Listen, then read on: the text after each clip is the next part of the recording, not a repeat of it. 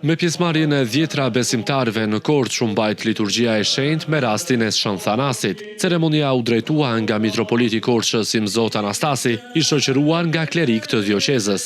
Gjatë meshës, mitropoliti Anastas përcolli mesazhe paqeje, dashurie dhe bashkëjetese, duke theksuar rëndësinë e ruajtjes së vlerave shpirtërore dhe unitetit mes besimtarëve.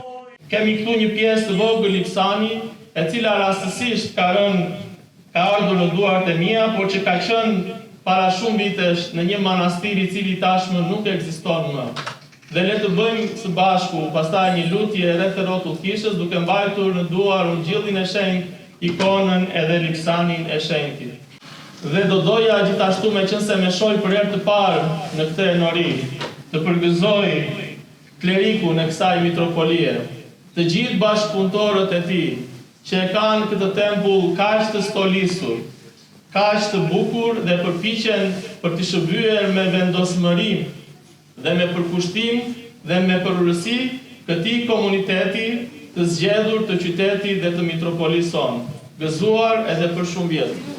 Pas përfundimit të liturgjisë, besimtarët uruan njëri tjetrit për festën, ndërsa kisha u shndrua në një vend lutje dhe reflektimi për komunitetin ortodoks të qytetit. Shën Thanasi kremtohet çdo vit në 18 janar dhe zë një vend të veçantë në kalendarin fetar të kishës ortodokse.